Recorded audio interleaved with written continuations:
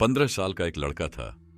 उसकी मां की 2 साल पहले ही एक कार एक्सीडेंट में डेथ हुई थी। उनके गुजरने के बाद एरिक बहुत मायूस हो गया था। एरिक के डैड की नाइट शिफ्ट होने की वजह से वो उसके साथ ज्यादा वक्त नहीं गुजार पाते थे। एरिक ने धीरे धीरे अपने दोस्तों से भी बात करना बंद कर दिया था। एरिक अपनी क्लास में अकेला बैठकर बस अपनी किताब में ड्राइंग बनाता रहता था।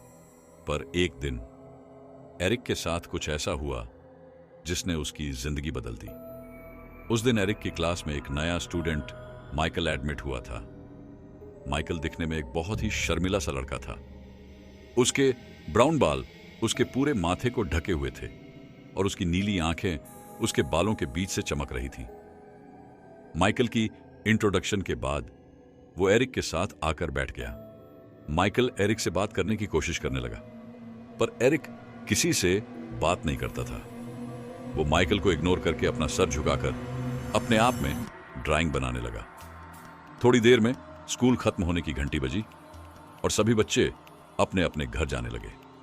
एरिक भी अपनी साइकिल पर स्कूल से बाहर निकला कि तभी उसने देखा स्कूल गेट के बाहर कुछ लड़के माइकल को बुली कर रहे थे।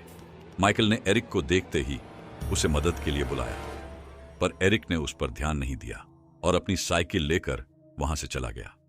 लेकिन कुछ दूर पहुंचकर एरिक को बहुत बुरा लगने लगा। उसके दिमाग में बार बार मदद मांगता हुआ माइकल आ रहा था। वो वापस स्कूल गया, लेकिन वहां पहुंचकर उसने देखा कि वहां कोई भी नहीं था। तभी एरिक को माइकल अपनी साइकिल से एक रास्ते पर जाते हुए दिखाई दिया। उसके पीछे वही लड़के लगे थे जो उसे बुली कर रहे थे। एरिक भी माइकल की मदद करने के लिए उसके पीछे चला गया। साइकिल चलाते चलाते वो एक ऐसे रास्ते पर आ गया था जिसके दोनों तरफ जंगल था। एरिक को लगा कि शायद वो भटक चुका है और उसने वापस मुड़ने का सोचा, लेकिन वो जैसे ही मुड़ने लगा उसे जंगल की एक तरफ से थोड़ी हलचल सुनाई दी। एरिक ने उस तरफ नजर उठाकर देखा तो रोड के साइड पर लगी झाड़ियां बहुत जोर जोर से हिल रही थी। एरिक हिम्मत करके उन झाड़ियों के पास गया तो उसकी रूह कांप गई। उसने देखा कि एक बहुत ही भयानक दिखने वाला भेड़िया एक इंसान को नोच नोच कर खा रहा था। यह देखकर एरिक का शरीर बिल्कुल सुन्न पड़ गया था। उसने ध्यान से देखा कि वो शरीर जिससे वो भयानक भेड़िया चबा रहा था वो किसी और का नहीं बल्कि उसी लड़के का था जो स्कूल के बाहर माइकल को बुली कर रहा था। एरिक धीरे धीरे पीछे जाने लगा कि तभी उसका पैर नीचे पड़ी एक सूखी टहनी पर जा लगा, जिससे एक जोर की आवाज हुई। उस आवाज को सुनते ही वो भेड़िया पीछे मुड़ा और सीधा एरिक के ऊपर झपट गया। एरिक अपना पूरा जोर लगाकर खुद को उस भेड़िए से बचाने की कोशिश कर रहा था।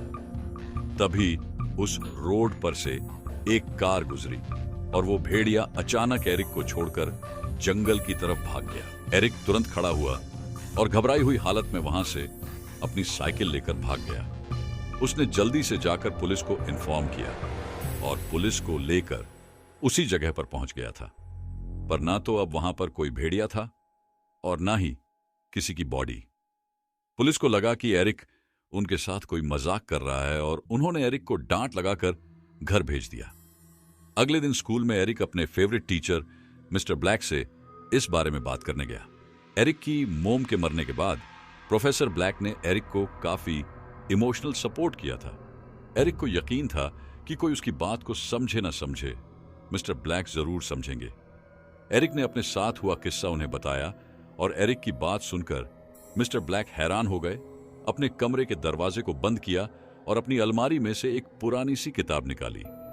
एरिक को कुछ भी समझ नहीं आ रहा था, पर फिर मिस्टर ब्लैक ने उस किताब को खोला और कहा कि उन्हें ऐसा लगता है कि एरिक ने जो कल देखा वो कोई मामूली भेड़िया नहीं था, बल्कि एक बियर वुल्फ था, यानी ऐसे मैथिकल क्रिएचर्स जो वैसे तो इंसानी रूप में रहते हैं पर आपे से बाहर हो जाने पर चांदनी रात में एक भयानक भेड़िए में बदल जाते हैं। ये सुनते ही एरिक के दिमाग में सिर्फ एक ही बात चलने लगी। वो माइकल के पीछे उस रास्ते पर गया था और जो बच्चा कल मारा गया वो माइकल को ही बोली कर रहा था। ये सब सोचकर एरिक को लगने लगा कि माइकल एक बियर वुल्फ है और उसी ने कल उस पर हमला किया था। उस दिन के बाद से लगभग हर दिन लोगों के लापता होने की खबर आने लगी। दिन मिस्टर ब्लैक ने एरिक से कहा कि उन्हें उस भेड़िए को मारना होगा। मिस्टर ब्लैक ने कहा कि एरिक का सामना उस भेड़िए से पहले हो चुका है, इसलिए वो भेड़िया एरिक का शिकार करने जरूर आएगा और उससे पहले वो आए एरिक को उसे ही मार देना चाहिए। स्कूल के बाद एरिक मिस्टर ब्लैक के साथ उनके घर चला गया। मिस्टर ब्लैक ने उसे पीने के लिए कॉफी दी, लेकिन उस कॉफी को पीते ही एरिक को चक्कर आने लगे और उसे सब धुंधला धुंधला दिखने लगा। उसने देखा कि मिस्टर ब्लैक अपने बेडरूम की तरफ जा रहे हैं। बाहर बहुत रात हो चुकी थी और चांद भी नजर आने लगा था। एरिक बेहोशी की हालत में यह सब देख ही रहा था कि अचानक से एरिक को मिस्टर ब्लैक के बेडरूम से एक जोर की आवाज आई। एरिक तुरंत उठकर बेहोशी की हालत में उनके कमरे के दरवाजे पर गया। दरवाजा अंदर से लॉक था। एरिक को कुछ समझ नहीं आ रहा था, तो वो मिस्टर ब्लैक को जोर जोर से आवाज देने लगा और दरवाजा नोक करने लगा, पर मिस्टर ब्लैक ने कोई जवाब नहीं दिया।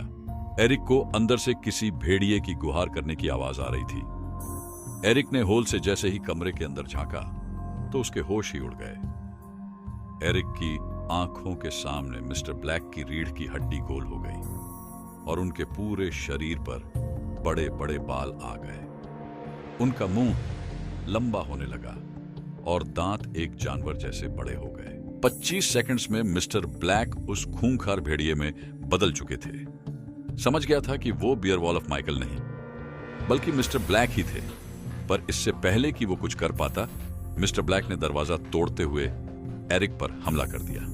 वो एरिक को नोचने लगा और एरिक दर्द में अपना हाथ इधर उधर मार रहा था कि तभी उसके हाथ में मिस्टर ब्लैक का लाइटर आ गया। एरिक ने जैसे ही वो लाइटर जलाया, वो भेड़िया पीछे हट गया। एरिक ने आसपास की सारी चीजों को जलाना शुरू कर दिया। आग के डर से वो भेड़िया वहां से भाग गया। जब पुलिस मिस्टर ब्लैक के घर पहुंची तो उन्हें दिखा कि मिस्टर ब्लैक का घर जला पड़ा है और एरिक एक कोने में बेहोश पड़ा है। एरिक को जब होश आया तो उसने पुलिस को सब कुछ बताया, लेकिन उस दिन से मिस्टर ब्लैक भी गुमशुदा लोगों की लिस्ट में शामिल हो गए थे। अगर ये कहानी अच्छी लगी तो हमारे channel the eagle mindset story को सब्सक्राइब कीजिए।